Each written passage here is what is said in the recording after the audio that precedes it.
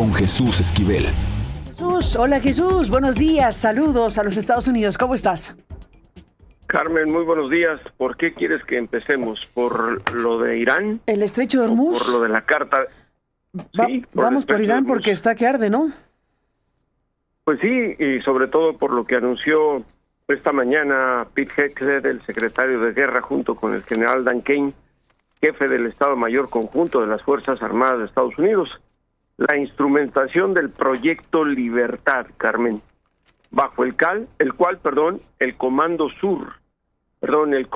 Central, es que es tanto hablar del sur, el Comando Central se encargará de resguardar con portaaviones, aviones caza, helicópteros de guerra y acorazados el flujo comercial en el estrecho de Hormuz.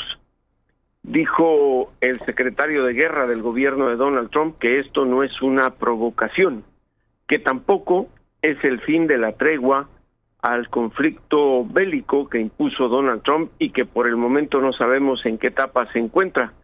Indicó que esto es simplemente para evitar que se caiga en provocaciones y que no haya consecuencias al flujo de buques comerciales de todo el mundo.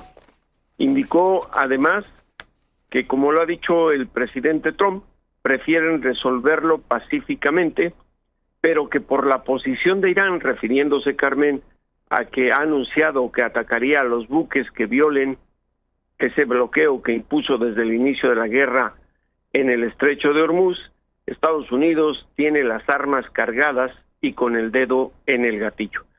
Además, indicó que es una misión provisional, este proyecto Libertad, y fíjate lo que dijo, y casi no son arrogantes, Carmen, dijo: el mundo necesita del flujo comercial en esa zona marítima más que los Estados Unidos, pero lo vamos a hacer para ayudar a que los países que nada tienen que ver en el conflicto puedan recibir sus mercancías y además que en estos buques no pierdan la vida personas civiles.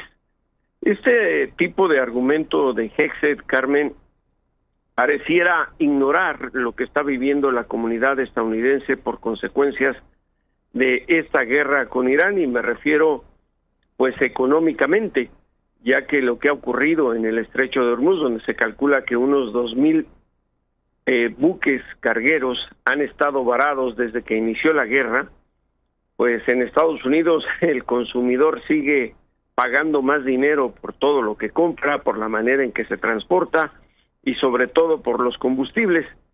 Hoy amaneció el costo del galón de gasolina en Estados Unidos con un valor en promedio de $4.49, Carmen, 10 centavos más que el día de ayer, y todo parece indicar que esto no va a terminar muy pronto. Pero dijo Hegseth que el proyecto Libertad no es ni una provocación ni el fin de la tregua. Ni provocación ni fin de la tregua, pues estamos sí en un momento de enorme tensión. ¿Dónde va a parar todo esto?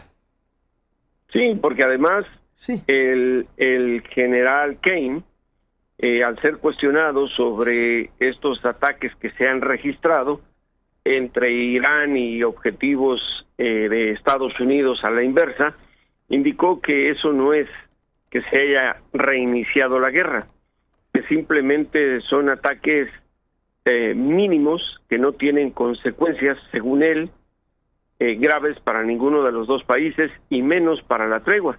Además, el secretario de Guerra agregó que siguen las conversaciones o el acercamiento con el gobierno de Irán para encontrar una solución, pero pues a eso no se le ve una meta cercana, Carmen. ¿Cuántos días, semanas tenemos ya desde que Trump anunció que las conversaciones iban bien, que se iban a restablecer, y no ha pasado absolutamente nada?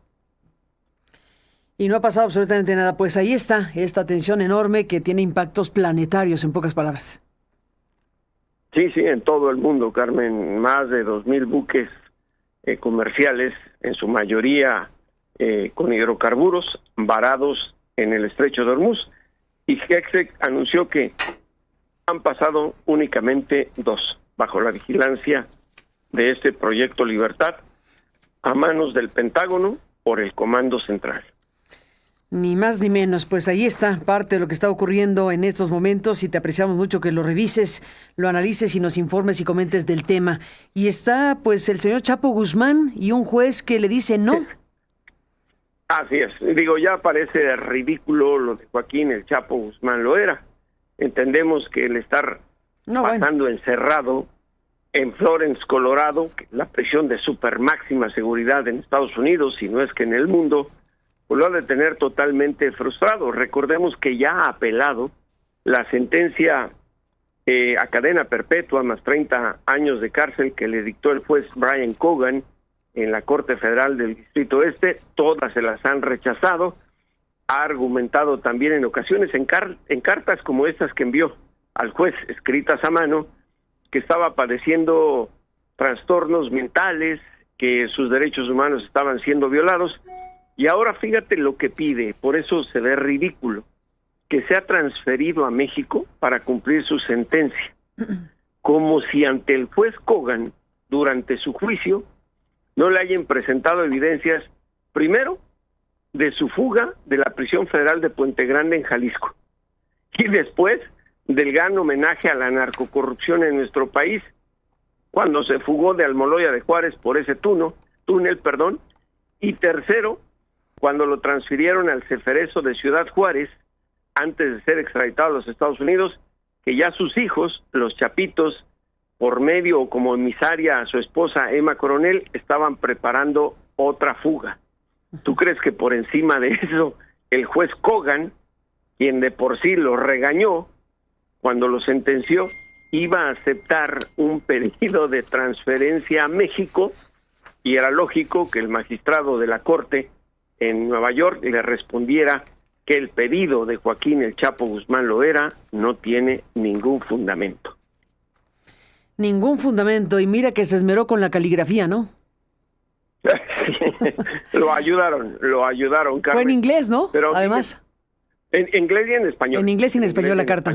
Sí. Sí, recordemos que el Chapo no habla inglés ni escribe en inglés. Ahora, pues tú, ¿qué harías siendo el juez? Si durante el juicio que tú estás dirigiendo te presentan que el acusado se escapó 2 veces, y qué manera de escaparse en la segunda, de Almoloya de Juárez, con un túnel, una motocicleta y todo lo demás, y que además ya estaba preparando una tercera fuga, le dirías, sí, regrésenlo a México, este señor es incapaz de fugarse. No, pues sí, se ve difícil. Bueno, no se ve, es imposible ya, a juzgar por lo que ha dicho el juez. No es la primera vez que lo intenta, eso es verdad. No es la primera vez que lo intenta. Ya ha buscado las apelaciones a las cuales tiene derecho bajo las leyes de Estados Unidos, y esto es así. El sistema judicial de Estados Unidos puede ser hipócrita para perdonar a unos y castigar a otros en el narcotráfico, pero en el sentido de las sentencias están dictadas, y a menos que tengan un acuerdo de cooperación, no se la quitan. Y me parece que aquí el Chapo, aunque no lo dice, quiere de manera indirecta decirle al gobierno de Estados Unidos, al Departamento de Justicia, porque decir gobierno estamos pensando en la Casa Blanca, y la Casa Blanca nada tiene que ver con esto. Es estrictamente las cortes y los fiscales. Vean, mis hijos están cooperando ya, yo también puedo dar información. Se le olvidó al Chapo que a él los fiscales federales lo despreciaron, era un cartucho quemado, y cuando lo sentenció el juez Cogan, después de que el Chapo quiso regañar al mismo juez, se acabó el corrido de Guzmán Loera. Y de Florence, Colorado, Carmen, no va a salir más que con los tenis por delante. Tal cual. No va a salir más que con los tenis por delante el Chapo Guzmán de esa prisión de altísima seguridad. Qué fuerte la frase, pero pues así es. Pues es sentenciado a cadena perpetua, más 30 años de cárcel. No hay manera. ¿Qué es eso, Carmen? ¿Qué es eso? Sí, no se puede salir de ahí vivo, así que estamos ya frente a este capo de capos. Bueno, es uno de los capos, ¿no? No sé si el capo de capos era el Mayo Zambada. No, el capo de capos es Ismael, el Mayo Zambada. Y este era un capo, ¿no? Capo importante del cártel de Sinaloa, sin duda. Del cártel, una de las fracciones del cártel de Sinaloa, que ahora por todo lo que está ocurriendo en torno al exgobernador o al gobernador con licencia, Rocha Moya, pues estamos viendo que ya las jaulas de los pajaritos, las jaulas de oro que tiene el sistema judicial de Estados Unidos, están pues lanzando coplas para hablar de la narcocorrupción, que por cierto, si me permites, más allá de lo que Luis Alcalde presentara ayer en la mañanera, de exigir más pruebas, pues esas no se las van a dar, nunca. De lo contrario, no tendría por qué llevarse a cabo un juicio. Pues si presentan las evidencias fuera de un juicio, ¿cuál es el argumento para declarar a alguien posible responsable? Nadie es culpable hasta que se le demuestra lo contrario, y ese es el proceso judicial de Estados Unidos. Además, yo no sé, Carmen, si tú viste el artículo publicado en el periódico de New York Times, en el cual se entrevista a Gina Parlovacchio, que fue una de las fiscales del caso Guzmán Loera y de Cienfuegos Cepeda, el general. Y ella, pues en esta entrevista al New York Times, dice: las autoridades mexicanas nunca cooperaron con nosotros en esos dos asuntos, con lo cual, pues de manera indirecta, aunque ya no está en el Departamento de Justicia, le está adelantando a la presidenta Sheinbaum y a la Fiscalía General de la República que no habrá reciprocidad para este caso, que además, déjame decirte, más allá del acuerdo bilateral de extradición, si por alguna razón los fiscales a cargo del caso de Rocha Moya y los otros 9 acusados enviaran información que comprometiera al caso, sería violación de las leyes judiciales en Estados Unidos. Por eso creo que no lo van a hacer.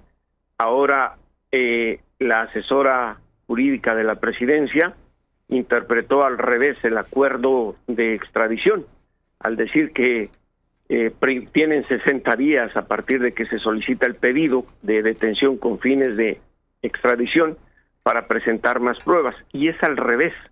Primero se le detiene y luego hay un plazo de 60 días en el cual las autoridades de Estados Unidos tendrían que enviar parte de lo que pueden develar a un gobierno al cual están solicitando a una persona, porque las auténticas evidencias pues las tienen guardadas, Carmen, para el juicio, como en el caso del Chapo y como lo hizo Parlovacchio, la que habló con el New York Times.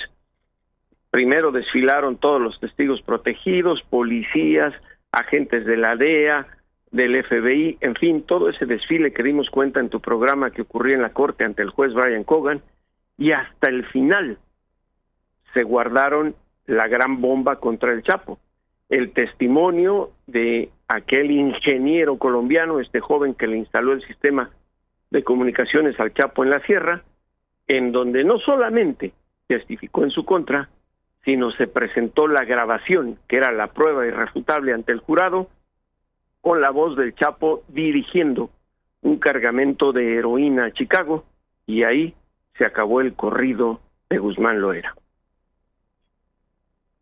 Ahí se acabó el corrido del Guzmán Loera, el Chapo Guzmán. Pues Jesús Esquivel, seguiremos hablando como siempre. Gracias por estar aquí.